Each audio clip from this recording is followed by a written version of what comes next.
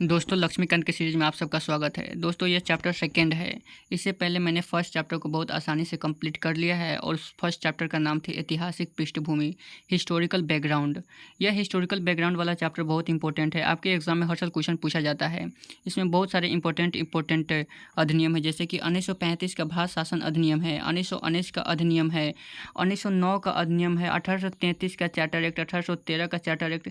ये जितने भी इंपॉर्टेंट अधिनियम होते हैं इसी चैप्टर में है, फर्स्ट चैप्टर में है। और मैंने बहुत आसान तरीके से आपको बताया है, जैसा आपको कोई नहीं बताएगा, ठीक है।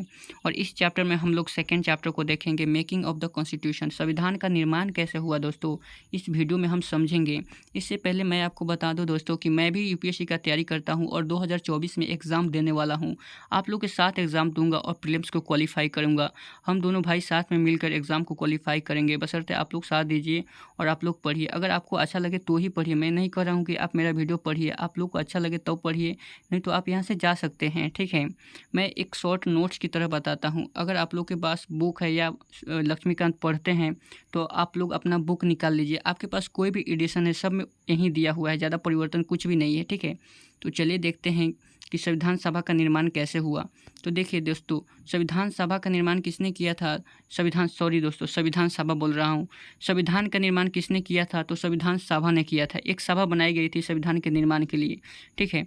और वही कह रहा है कि इस संविधान सभा की मांग सबसे पहले किसके दिमाग में आया, सबसे पहले किसने विचार रखा था? तो दोस्तों संविधान सभा की अगर मांग की बात करें तो सबसे पहले इसके गठन का विचार रखा था 1934 में एम.एन. राव ने रखा था। और एम.एन. राव कौन थे? तो भारत में वामपंथी आंदोलन के प्रखर नेता थे। फिर इसके बाद राष्ट्रीय कांग्रेस ने पहली बार संविधान सभा के निर्माण के लिए आधिकारिक रूप से गठन की मांग रखी। फिर इसके बाद 1938 में कांग्रेस की ओर से पंडित जवाहरलाल नेहरू ने घोषणा करते हैं कि हम क्या करेंगे, संविधान का निर्माण कैसे करेंगे, वयस्क मताधिकार के आधार पर करेंगे, जो संविधान सभा द्वारा चुना जाएगा। तो हमने क्या देखा, सबसे पहले एम.एन. राव ने गठन की मांग की। फिर उसके बाद कांग्रेस ने कहा 1935 में कि आधिकारिक रूप से संविधान सभा की गठन होगा। फिर 1938 में नेहरू कहते हैं कि क्या होगा, वयस्क मताधिकार के आधार पर हम संविधान सभा का गठन करेंगे, जिसमें कोई बाहरी हस्तक्षेप नहीं होगा दोस्तों। और इस तरह संविधान सभा के गठन की मांग रखा जाता है।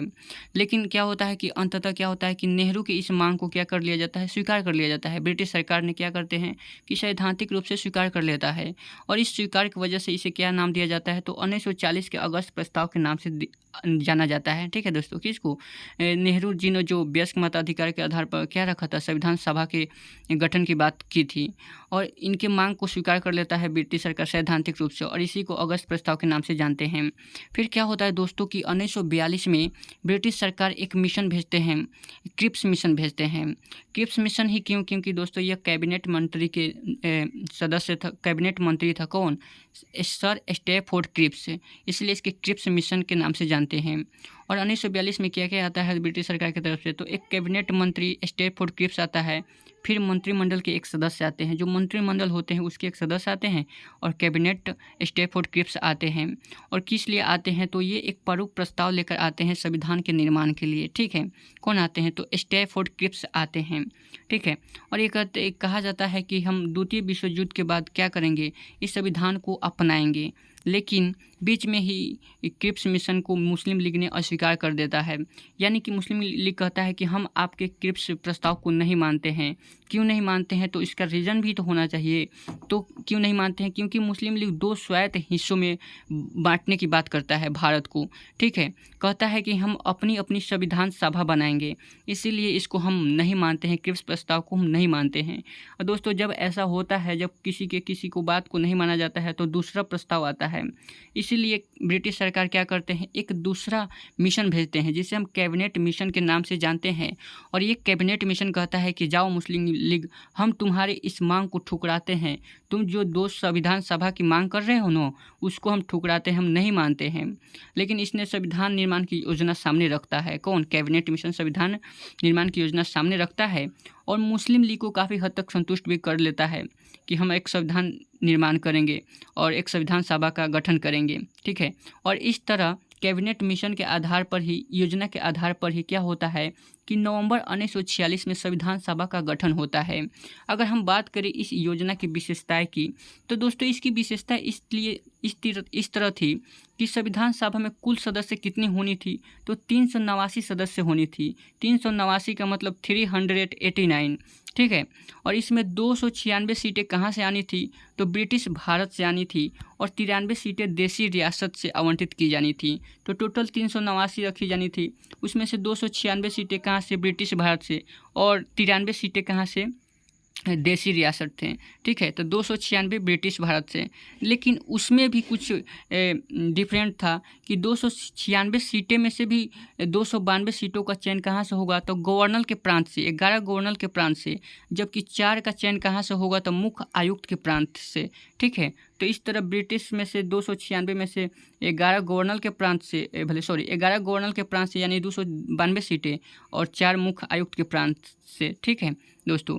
इस तरह और क्या हुआ था इससे, और कहा गया, इस योजना ने कहा कि हर प्रांत और देसी रियासत में जो सीटों का आवंटित किया जाएगा, सीटों का आवंटन किया जाएगा, वह जनसंख्या के अनुपात में होगा। कैसे होगा, तो जनसंख्या के अनुपात में, यानी कहा जाए तो कि जिसकी जनसंख्या जितनी अधिक होगी उसको उतना अधिक सीट मिलेगा, ठीक है।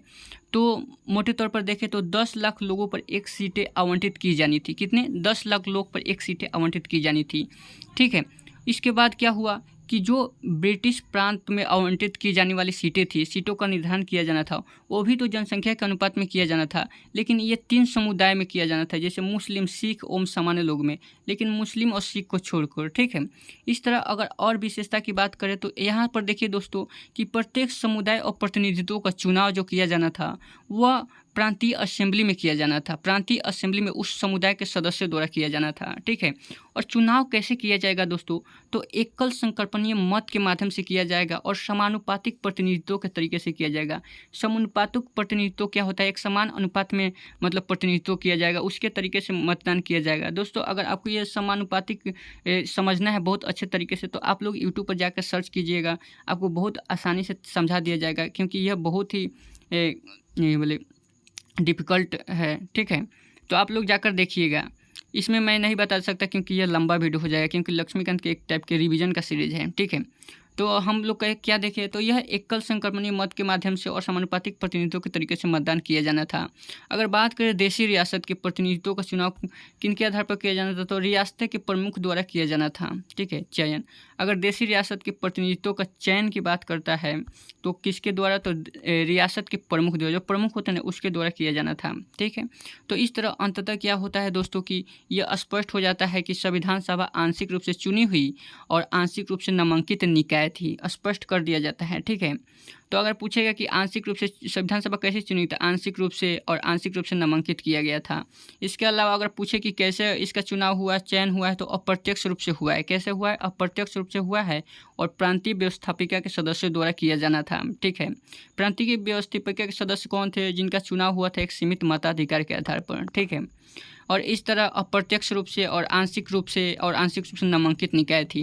और इस तरह क्या होता है दोस्तों, कुछ चुनाव होता है। चुनाव कब होता है संविधान सभा का, तो जुलाई और अगस्त में चुनाव होता है 1946 में। और इस चुनाव में 296 सीटों में से किसको कितना सीट मिलता है, तो कांग्रेस को 208 सीटें मिलता है, मुस्लिम लीग को 73 सीटें मिलता है, और छोटे समूह और स्वतंत्र सदस्यों को 15 सीटें मिलता है।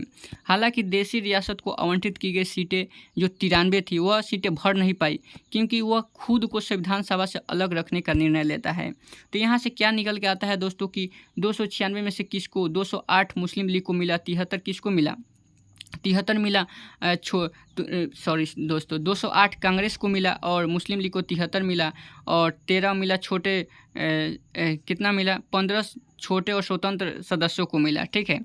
और 93 सीटें जो देशी रियासत के लिए थी वो भर नहीं पाई, क्योंकि संविधान सभा उसे खुद को अलग रखने का निर्णय लिया था। कौन, देशी रियासत, ठीक है, रियासत।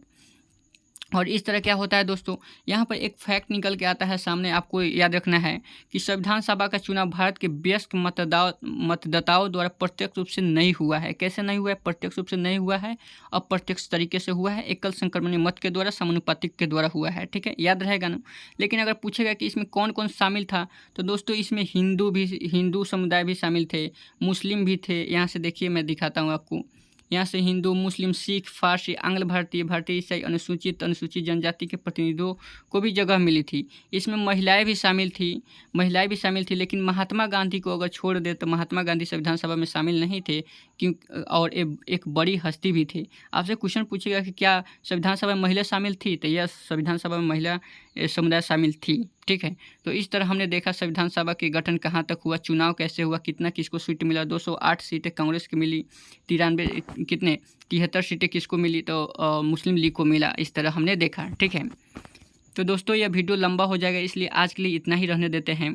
कल हम देखेंगे कि संविधान सभा की कार्यप्रणाली कैसी थी, इनका कार्य क्या था। उसके बाद और भी चीज़ें हैं, स्वतंत्रता अधिनियम द्वारा कुछ परिवर्तन भी हुआ था। ठीक है, उसके बाद यहाँ से बहुत इंपॉर्टेंट है कि संविधान सभा की समितियाँ क्या क्या थी, कौन कौन बड़ी समितियाँ थी, कौन सी छोटी समितियाँ थी, इस तरह हम देखेंगे। ठीक है, और संविधान का प्रभाव में आना, कैसे प्रभाव में आया, और संविधान का परिवर्तन के बारे में, और उसके बाद इस कांग्रेस के विशेषज्ञ समिति के बारे में भी बात करेंगे। और हम उसके बाद संविधान सभा की आलोचना देखेंगे कि आखिर संविधान सभा की आलोचना क्यों होती है। ठीक है, इस तरह हम देखेंगे। बस कल हम समाप्त कर ही देंगे। ठीक है, तो दोस्तों अगर आपको यह अच्छा लगा हो तो लाइक और सब्सक्राइब जरूर कीजिएगा। तब तक के लिए जय हिंद।